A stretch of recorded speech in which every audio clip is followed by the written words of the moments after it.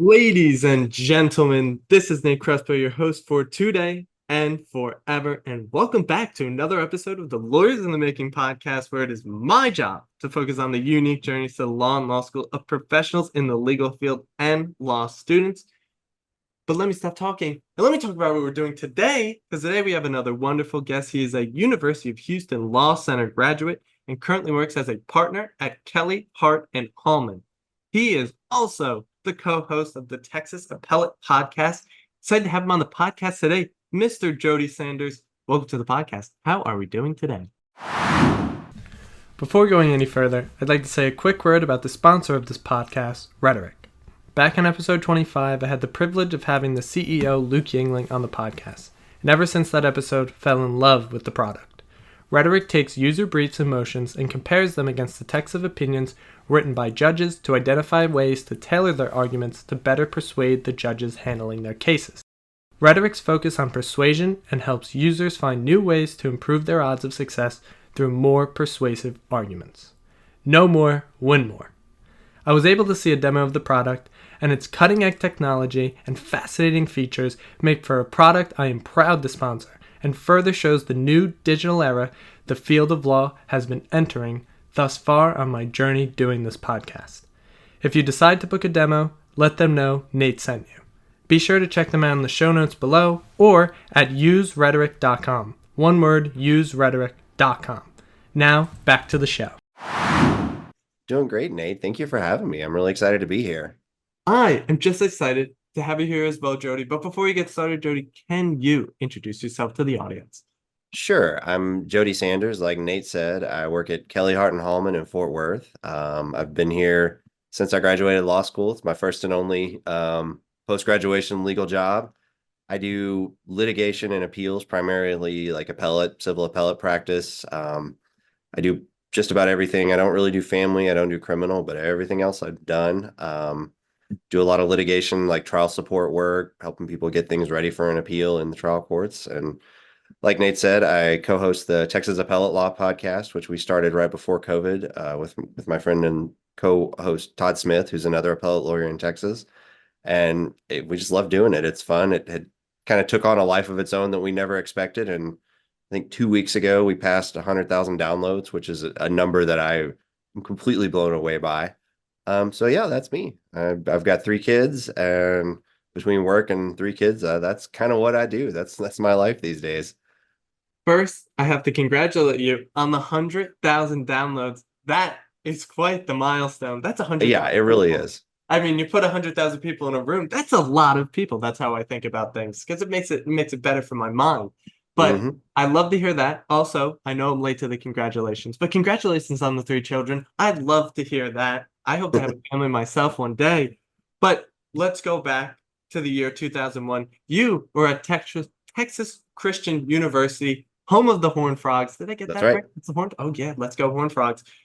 You were there. You graduated in 2001, and the next year you went to the University of Houston Law Center. Now, simply put, Jody, why'd you go to law school? So I didn't have any lawyers in my family. Both my parents were public school educators, so like that was their background. They were first generation college. I don't think anybody had gone to graduate school in my family, so I didn't really know, but I knew I loved, like growing up, I loved government, I love history, politics, that kind of stuff just fascinated me. And so going through that, I did mock trial in high school, which I really enjoyed, but I didn't know, like, I don't know, do I want to be a lawyer? Because, mock trial in high school is super fun, but it is also completely unrepresentative of what it is to actually be a lawyer. But I loved it and I enjoyed it. So I always thought, well, maybe I'll do that. So when I went to college, I was undeclared for my first 2 years as a major, but I thought I probably want to do political science because, like, history, government, politics, it kind of hit all of those boxes. And so I did that and took some public law classes as part of that, some government classes, and really enjoyed it.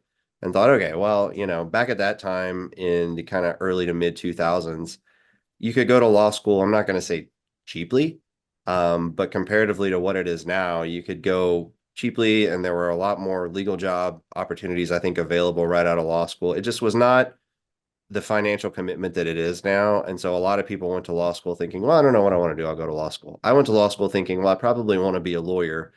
but this will tell me for sure. And if nothing else, it'll lead me on my career path. So that's what I did. And then I got there and realized, oh yeah, I definitely want to be a lawyer. Like this is what I want to do. This fits like my skill set, my brain, the stuff that I love and I'm interested in. Like this is it. On the contrary to myself, I actually came into college as a political science major, and I did not like it a lot. It was just the readings were just not for me, but I was reading philosophy in my free time already, and I was like, hey, why not make it a major? And it's a great decision that I made. I just enjoy the classes a lot more, and I do a lot better Yeah. than I was doing in those political science classes. But that's no shame against the political scientists. It's still great classes. I've had great professors in that sort of environment, but let's go to the University of Houston Law Center. Your first year there in 2002, people love it. People hate it. Some people have come on this podcast, said it's the worst time of my life. Some people said it's the best time of my life. How was the first year of law school for you, Jody? So it was great and terrible at the same time. Like I will say I enjoyed law school. I had a great time in law school. Like your first year, I enjoyed my first year because I made great friends. We had a lot of fun. The stuff that I was learning was super interesting and a totally different way of thinking about things and like getting really deep in the weeds and things that I had not thought about, things that I had thought about. I mean, I really enjoyed that. The stress was, of course, like off the charts because you have no idea what you're doing. You have one test at the end of the semester, and that's your entire grade. And then your entire first year grades essentially decide your career trajectory. So I mean, in that sense, it was awful because you're just like totally stressed out. You have no idea what you're doing.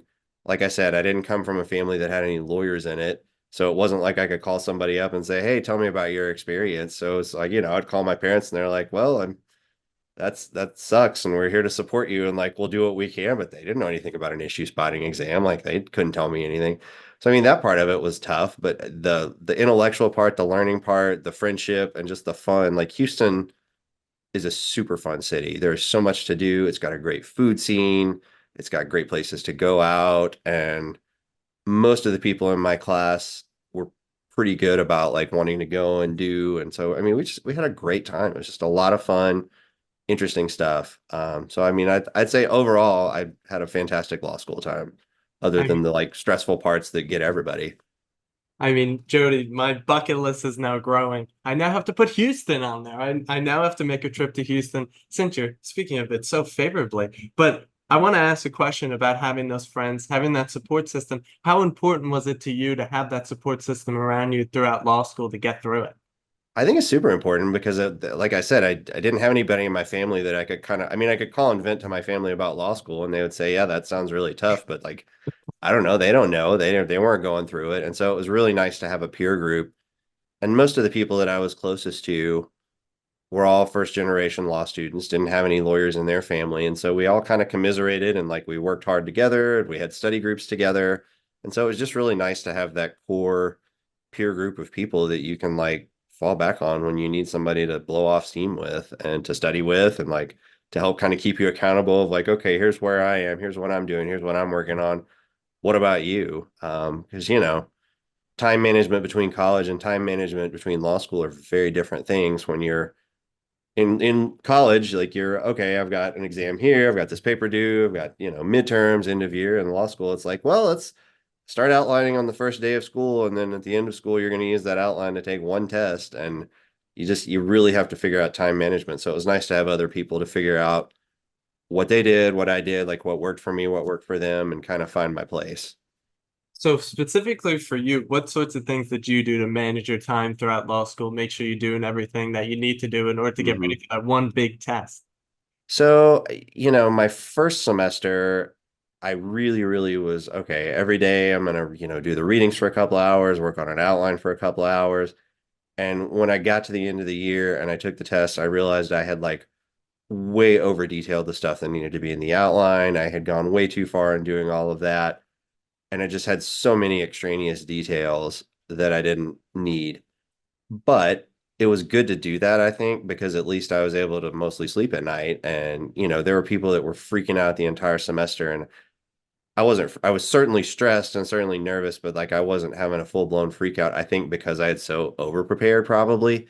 So that was nice because then second semester, I was like, okay, I kind of get what's important and I could dial it back a little bit. And then, second year and third year, same thing. Like once I kind of found, and for me, like I'm just not the person that can show up the week before the test and like do all nighter after all nighter after all, like my brain will shut down. So for me, it's better to kind of do a measured, okay, I'm going to work this much this week. I'm going to work this much this week and like know that if I parcel out and give myself free time and give myself time to take care of myself, I'm going to do a whole lot better than if I try and like rush in at the end and just like murder myself trying to get stuff done.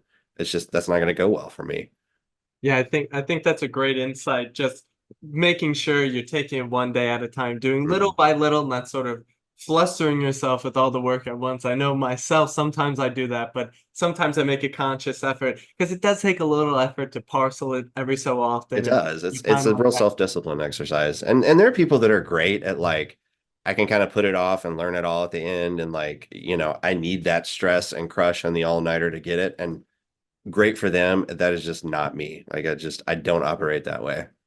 So I guess my logically, my next question would be, how did you sort of figure out your sort of strengths and weaknesses in terms of knowing yourself? How did you sort of figure that out?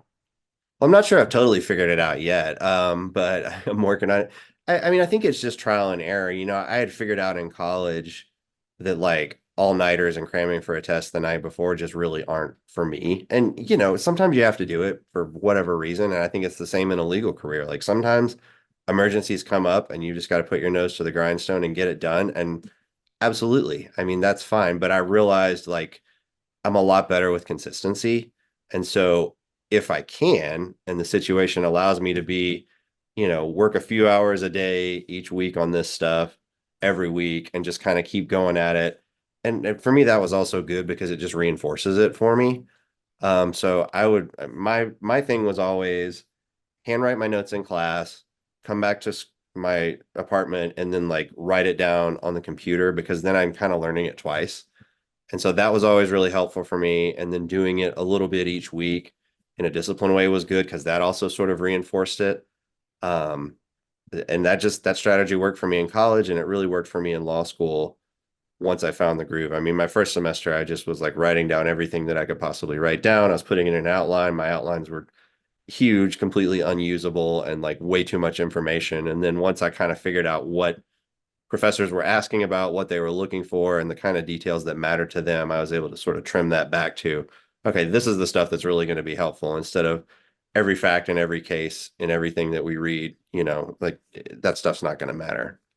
Yeah, I think that's always been a constant theme on this podcast when people are talking about that first year is that sort of overdoing it and Oh, so yeah.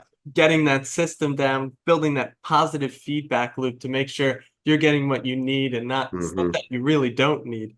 But from there, I ask, you say you do civil appellate work now, some trial appellate work. And so how did you figure out that was sort of the specialized path that you had in the law? How did you find that was your passion, your love within the law?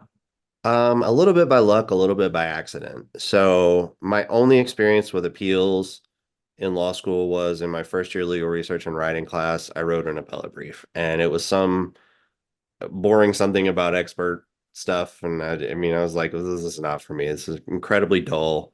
Like, this is not fun. It took me all semester to write an appellate brief. Like, this is a really terrible way to practice law. I thought I wanted to do trial work only. I worked for a state trial court judge for 2 years out of the three I was in law school and really loved that because I got to sit up at the bench next to him, watch what was going on. We'd read all the motions, we'd kind of write recommendations. And then after we'd have stuff going on in court, he'd take us back and say, here's what was good about that. Here's what I thought was not great. Here's things you need to think about. We'd go through our recommendations with him, explain what we thought ought to happen. He'd give us his perspective. So, I mean, that was for me, it was going to be trial court work. In my first probably 2 or 3 years, that's what I did because that's what was available. And then we had a partner join my second or third year that had an appellate practice, which frankly I didn't really know was a thing. We had litigators here that would work on appeals, but it was like their appeals that from their cases. But he came in as an appellate lawyer who people actually hired outside of their own firms to do appeals and needed someone to work with him. And I started working with him and realized, oh, this is its own deal. And this is really what my thing is. And, the research, the writing, the strategic thinking, he described it to me at that time as I'm a lawyer who talks to judges. Like that's my job is to explain to judges what I think the law is, what they ought to do here, why the case dictates a particular outcome, not juries. And I realized that was me. That was my fit. And so I started working with him, and all these years later I still do, and that's what I do. And I still do a lot of trial court work. It's just different. Like I'm not the person who's taking the depositions. I'm not the person who's like doing the witness prep for trial or taking the witnesses on direct or cross. I'm there helping kind of, okay, what's the jury charge going to look like?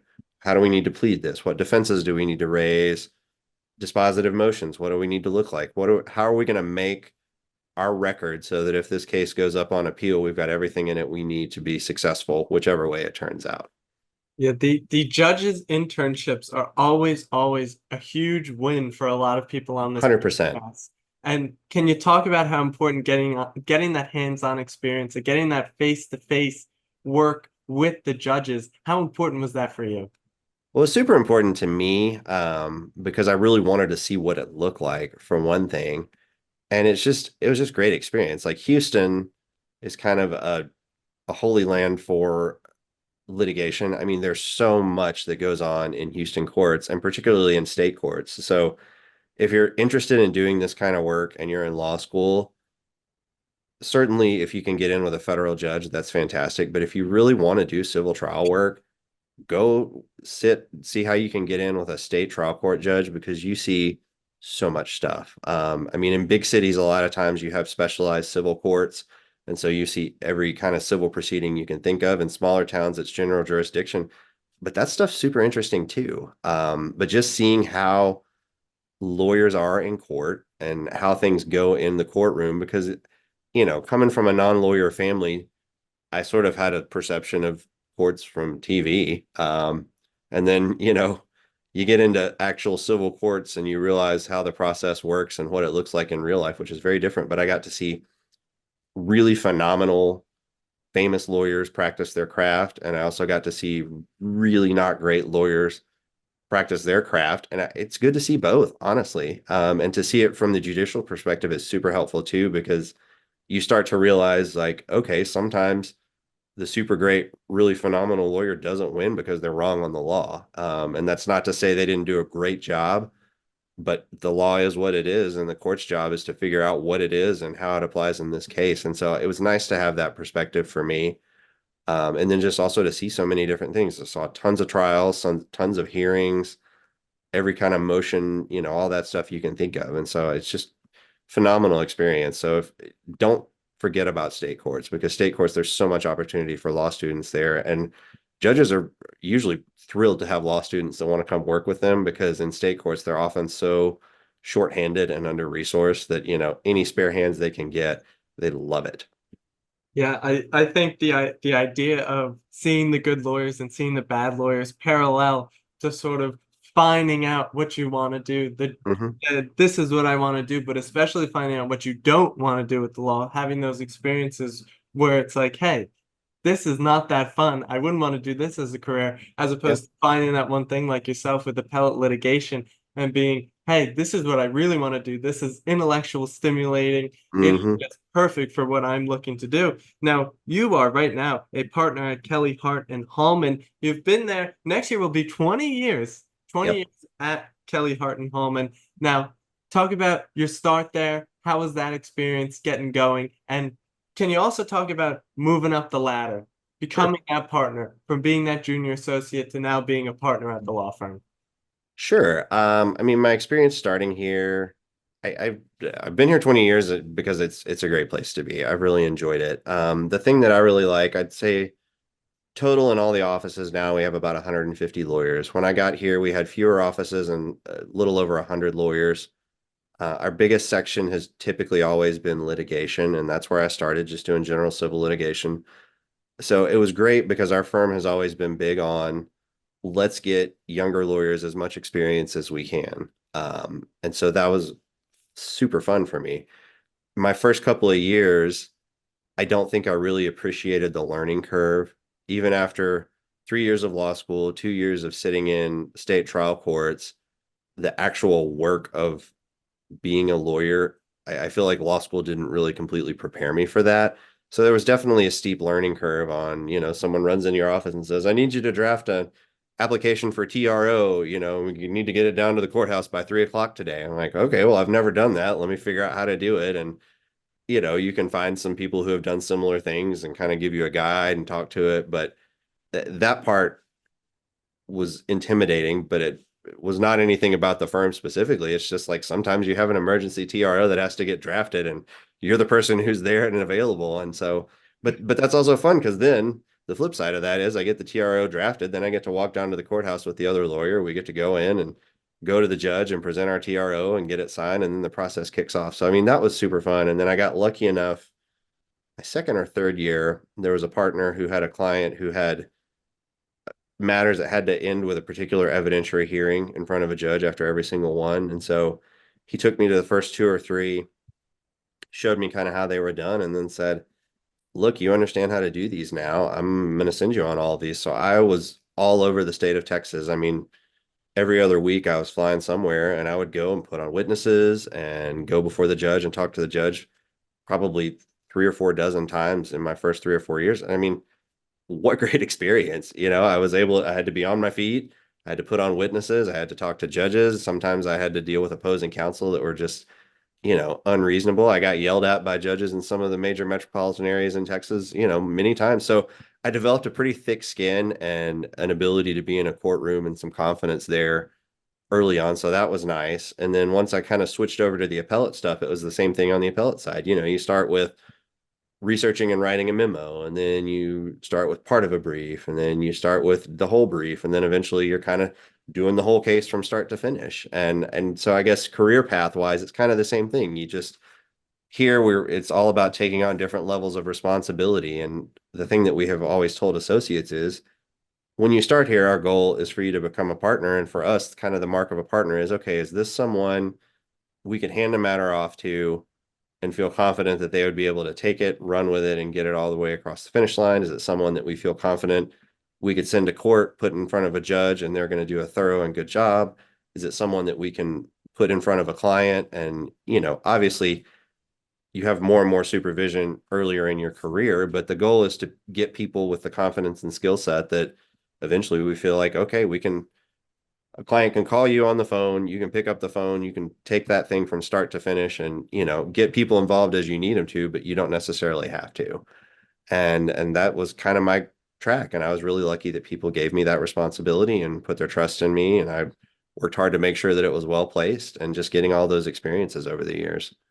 Yeah, so recently, as of last week, I had Jay Harrington on the podcast, and he has a book talking about how to be a great associate, how to give value to your law firm to ensure that you're doing the best job that you can. What sort of tips would you give to people just starting off to be able to have that value, to be valuable to the law firm and be able to climb up that ladder?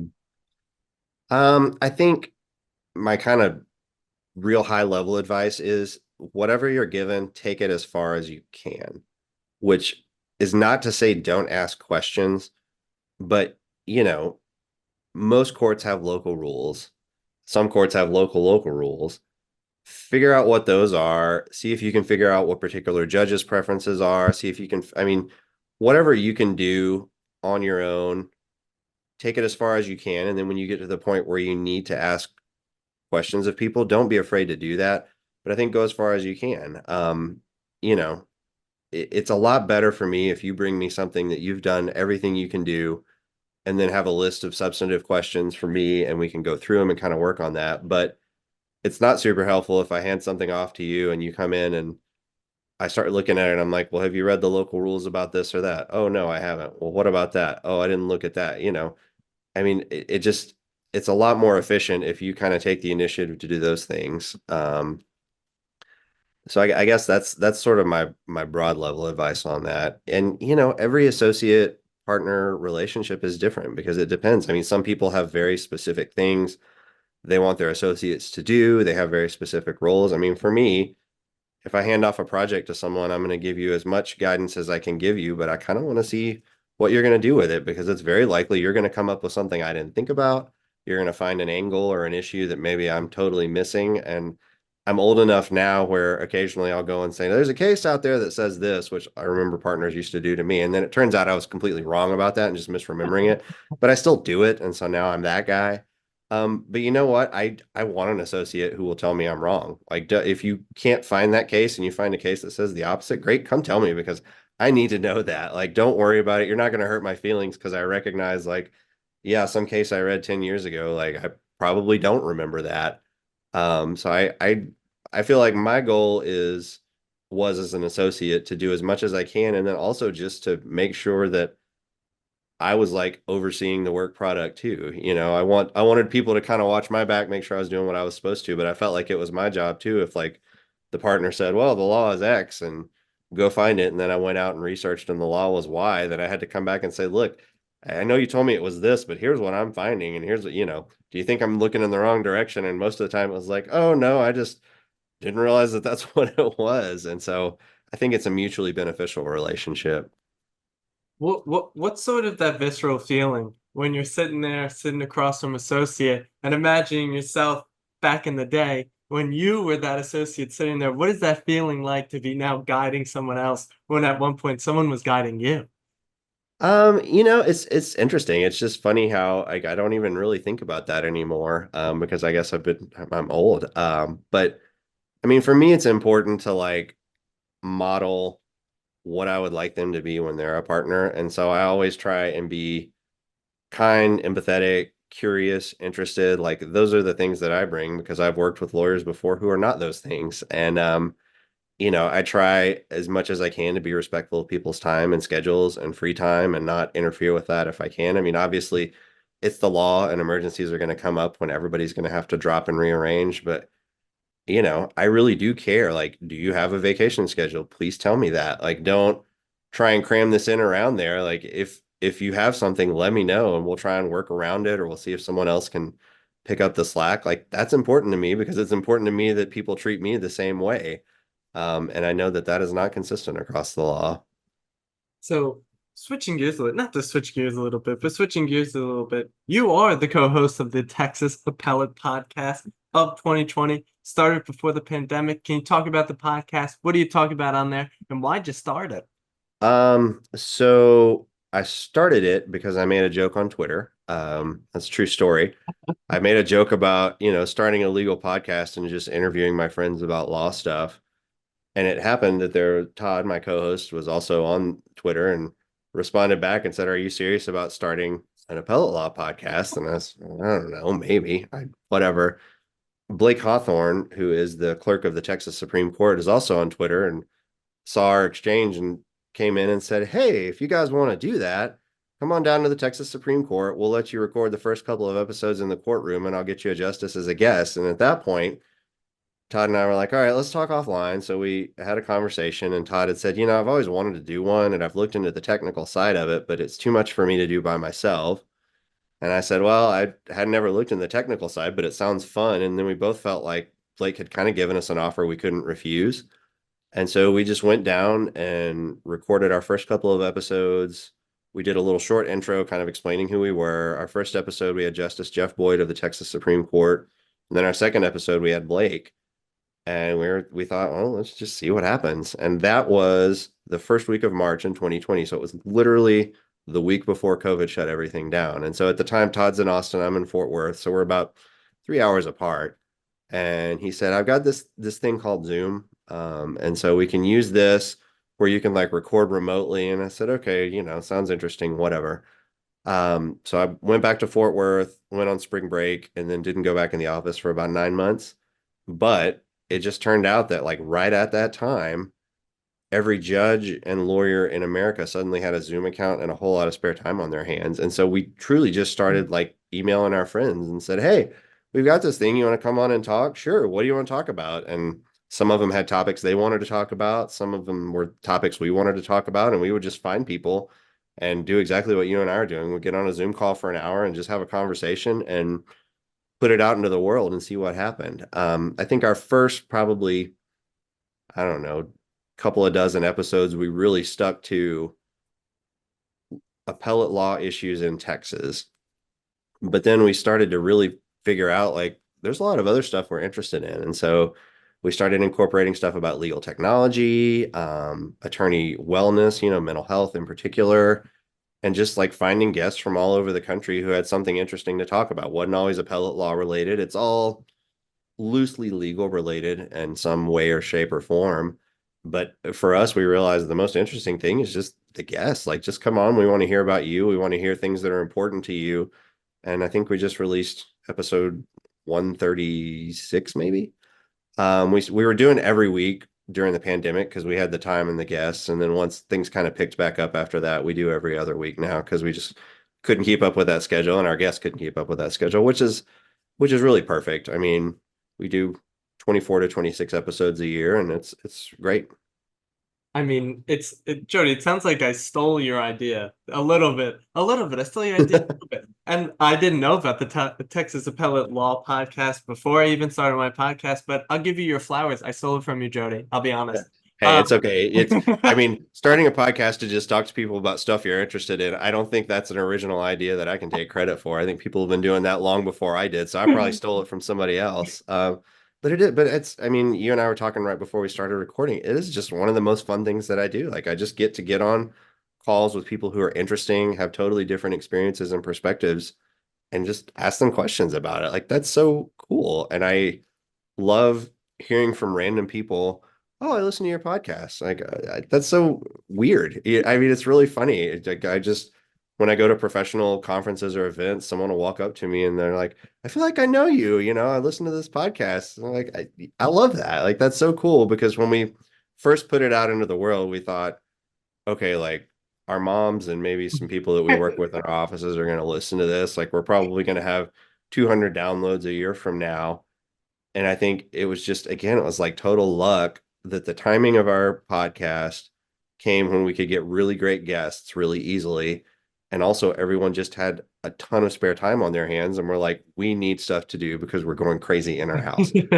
We're scared about what's happening in the world right now. And so we just immediately got a listenership that I don't think we would have had otherwise, because of not happy accident, but kind of unfortunate circumstances that turned out to be a silver lining for that.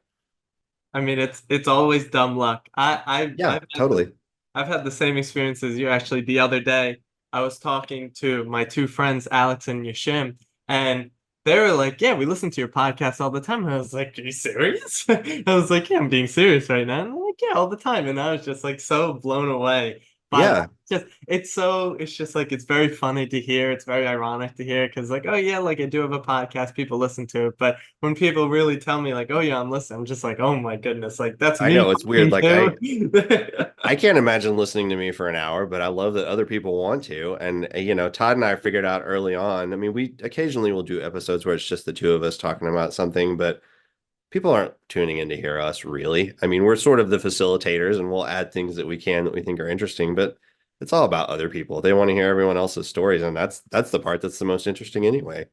I always find what you said like who would want to listen to me for an hour? Like I'd never imagine that in a million years, but Yeah. people apparently do, and I'm like, oh my god, it's just sometimes so overwhelming. But Jody, at the bottom, let's see, I look at everything. At the bottom of your LinkedIn bio, it says that you like taking deep dives into new topics and keeping on top of trends. So my question is, what are some topics right now that you're taking a deep dive in and you're keeping on top of? What are some things you're looking at right now that interest you a ton? So I love doing CLEs. Like, I'll get into a case that I'm working on and some legal issue will pop out and I'm like, oh, this is interesting. And so I'll start researching it and realize there's not like a comprehensive description of it. And so I'll just write one and then do a CLE speech. So the one that I'm kind of doing right now, and I'm actually writing an article on it, like truly right now, this week. Texas kind of changed the way that you prove up attorney's fees in cases 3 or 4 years ago, and it's continued to develop. And so that's one that I've kind of kept my eye on and spoken on a few times. So I'm updating that, working on that right now. Another one that I need to work on next week, is Texas charge, like jury charge error preservation has kind of changed a little bit in some interesting ways. And so I'm kind of doing one on that. Another one is about how courts are construing contracts. I mean, these are all Texas things because they're Texas CLEs, but like how Texas courts have sort of evolved in the way that they construe contracts and written instruments in Texas. And so I'm doing a paper on that later for a presentation in the fall, kind of putting those together and explaining how things have changed in the last 5 or 6 years and what attorneys need to think about. So yeah, those are kind of the three that I'm working on most recently. But I mean, it's over the years, it's been all kinds of stuff. So over the years, what are some favorite topics that you've taken a deep dive in and you've been fascinated by and could not get enough of? I mean, honestly, the most recent one is the attorney's fee thing, which is like a super nerdy niche issue. But I still like, I think the case that really changed it came out in 2019. It's 5 years later, and I still see attorneys doing it wrong all the time. And like you see appellate courts reversing it time and time again. And so that kind of became like my passion project, is to make it where I can do anything to help people figure out how to do it right. And so that one I got really deep in the weeds in, but it's so important because every civil lawyer has cases that you have attorney's fees claims. And, Texas has really clamped down on how you do it. And it's very specific. And there's some really technical things that you have to do that I think people don't think about because it was for 40 years not that way. And so that's one that I've really gotten in the weeds on. And I have spoken to any group that'll have me, honestly, like kind of explaining what it is. And it's great because I really do get a lot of feedback from people like, this was super helpful. I had no idea, including courts. Like I've spoken to some staff attorney panels about that, and they're like, wow, this is really good information to have. Because I feel like attorneys deserve to get paid. And so anything you can do to make that process easier, I'm here for it. I absolutely love how incredibly niche it is. That is like my No, it is. part. But this is like this is being an appellate lawyer, is you love to just nerd out on these weird little niche things that don't interest anybody else outside my little circle of friends. But that's okay because I get a lot of enjoyment out of it, which tells you what a strange person I am. But you know what? It's something that I enjoy and it's helpful to other people, so I'm all in on it. I mean, trust me, Jody, I nerd out a lot. Don't worry, I nerd out a ton over here. I'm always taking a deep dive into whatever I find any sort of like a pin drop of interest in. I will just dive headfirst Yep. into something, and I could talk about it for years and years and years, just like yourself talking about attorney fees. But Jody, we're down to our last 5 questions.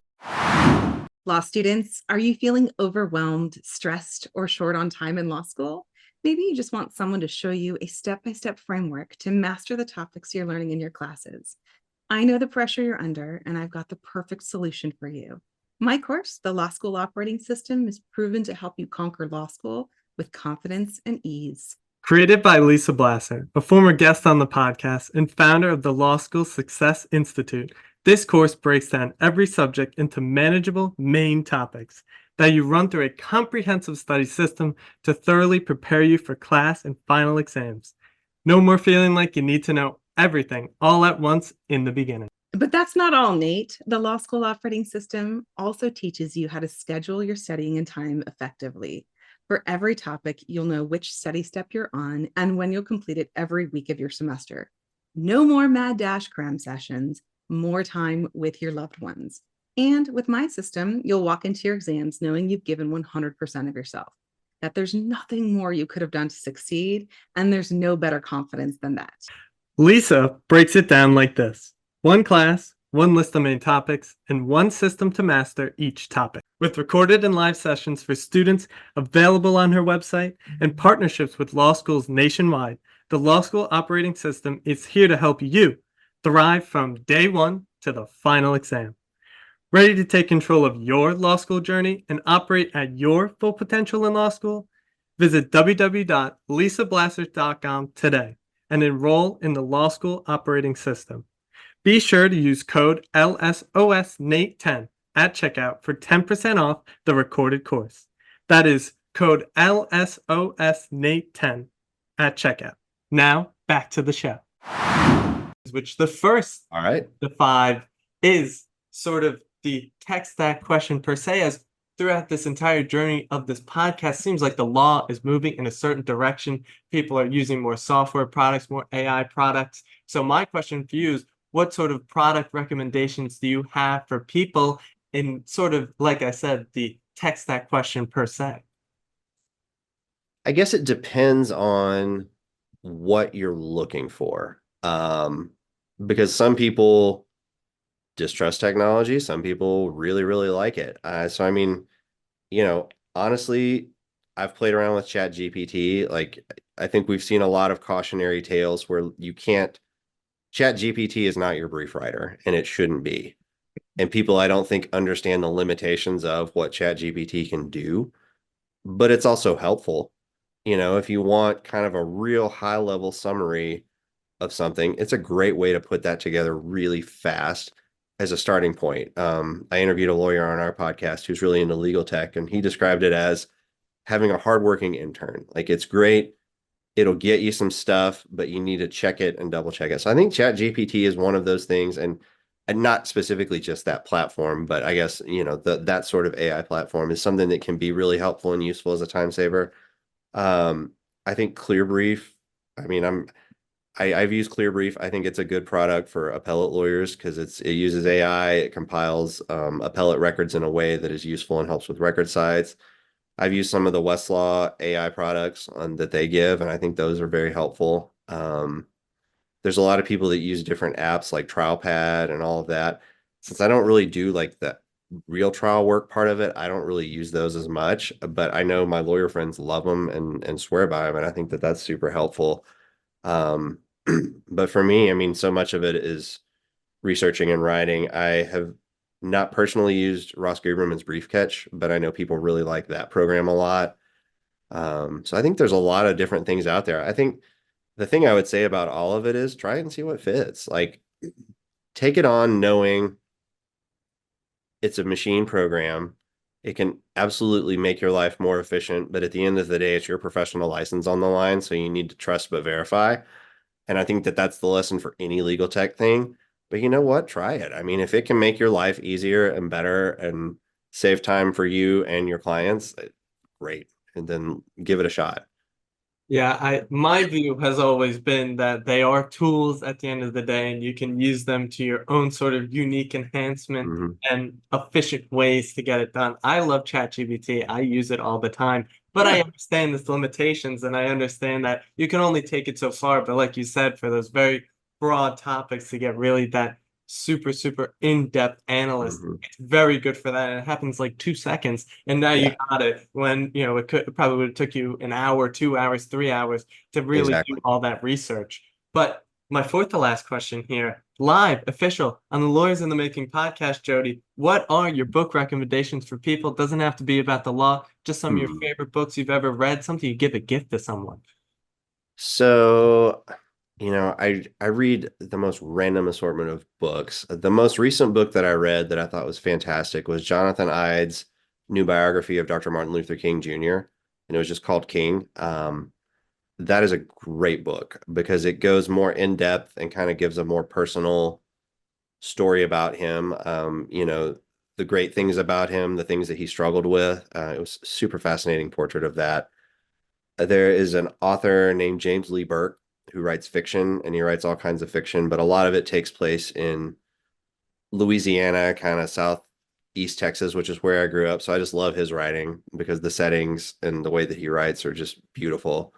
So I read a lot of his books when they come out. I mean, I read just all kinds of random stuff. I'm trying to think of some other books that I've read recently. I don't know. I'll have to consult my list, but those are the ones that are popping into my head as ones that I've read pretty recently. The occupational hazard of being an appellate lawyer is I spend most of my days reading a bunch of stuff, and so sometimes when it comes time on the weekend, I'm like, I would like to read for fun, but my eyes are just tired. I love the Martin Luther King recommendation. Letter from a Birmingham Jail. One of my favorite things I've ever read in my life. I read it on a monthly basis because he taught there's some Socrates in there, and I love Socrates. So I always enjoyed that part.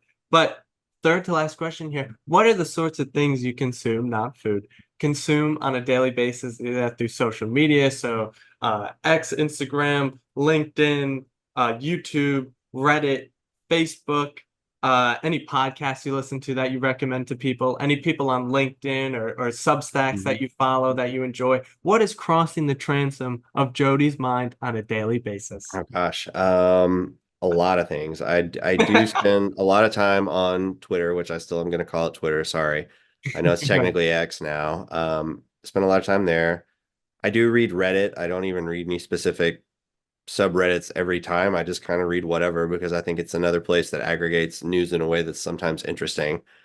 Um, what else? Podcasts. Oh my gosh. I mean, so many podcasts. Let me open up my phone and look at all the ones that I listen to because um I have been recently listening to The Rest is History, which is by two British historians, but they take on both British and American and world history. And they do it in a really interesting way. And it's a pretty objective take on history and just all kinds of stuff. Like I'm about to start their current series is on um, George Custer and like his whole, and I haven't started that one yet, but I'm going to. The criminal podcast is super interesting. It's all topics that relate to criminal law, but it's not all like true crime murder type stuff. It's just kind of interesting perspectives. There's a show called The Dollop that is two improv comedians who talk about random stories in American history that is super entertaining. So I listen to those. So yeah, those are kind of some of the ones that cross my feed.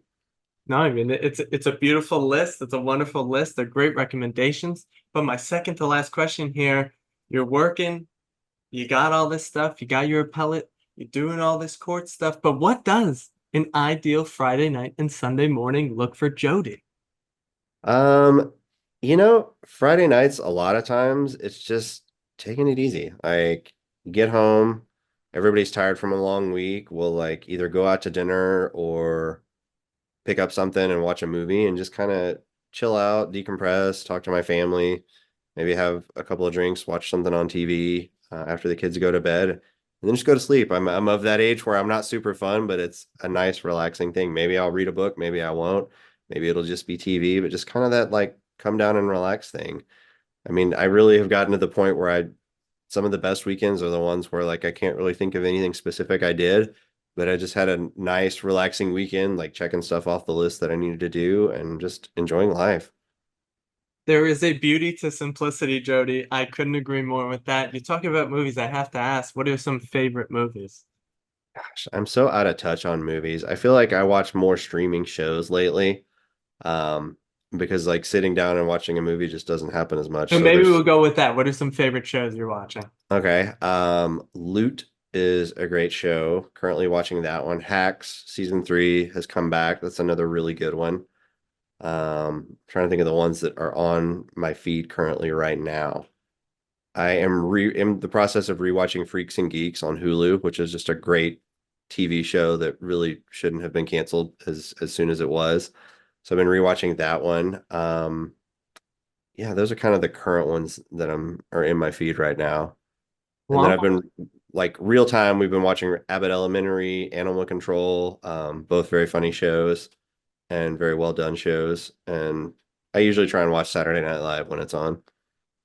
I mean, I'm always looking for new recommendations and new shows to watch because I feel like I've ran out. I've watched the classics, I've went through them. The only one I haven't ever watched is Game of Thrones, which I probably should. My That's a friends good one. tell me I always should. So I will be getting to that eventually. But Jody, last question here. I do this at the end of every single podcast. But what are your words of wisdom for the aspiring law students, the current law students, and the legal professionals out there in the world?